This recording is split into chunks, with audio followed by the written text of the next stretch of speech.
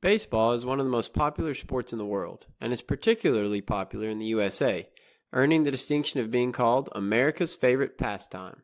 The World Baseball and Softball Confederation estimates that participation numbers worldwide sit around 65 million people. But the sport we know today has grown a lot since its inception. Let's take a look back at some of the major changes baseball has experienced in its nearly 200-year history. We won't spend a lot of time deciding where or how baseball came to be, because there's actually still a lot of debate on that topic. Instead, we will compare the game we know today with several variations we have seen throughout the years. For starters, the baseball itself has seen a few makeovers over the past couple centuries. Baseballs today have to meet a strict set of specifications to be considered suitable for MLB use. They have to weigh between 5 and 5.25 ounces and have a diameter between 9 and 9.25 inches. They are made with cork, yarn, and cowhide. Back in the early days of the sport, though, there was a much greater discrepancy in the size, weight, and materials used in their baseballs. Materials like old shoes were sometimes used for the cover, and fish eyeballs for the cork. Today, a pitcher has to throw the ball 60 feet and 6 inches to make it to home plate from the pitching rubber on top of the mound. But it hasn't always been this way. Pitchers actually used to throw from a pitching box. This box changed sizes throughout the early years of the game, but it was on a flat surface and didn't include a rubber. Also, the pitching distance was only 50 feet, and the pitcher was required to throw underhand.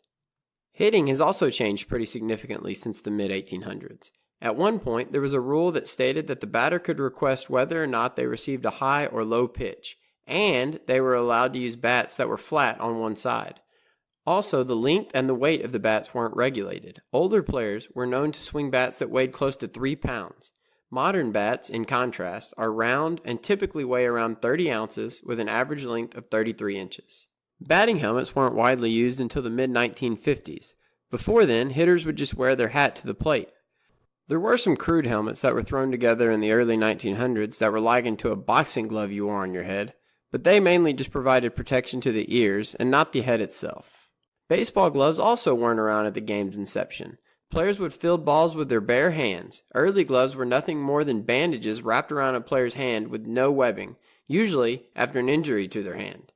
But by the turn of the 20th century, it was commonplace to see players using gloves in the field. We're going to keep this video short and sweet, but the last big difference I wanted to mention are the distance of the outfield fences. Big league parks vary, but today's ballparks are much smaller than their predecessors.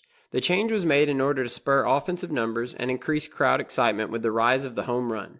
The Polo Grounds in New York, for example, had a distance of 500 feet to the center field fence. This is close to 100 feet further than the average distance in today's ballparks. Baseball has seen some pretty big changes in the last 150 years. What do you think the game will look like in 150 more? That's all for today, guys. If you liked the video, please leave a thumbs up. If you enjoy our content and would like to keep seeing more of it, please hit that red subscribe button below. See you soon, and thanks for watching.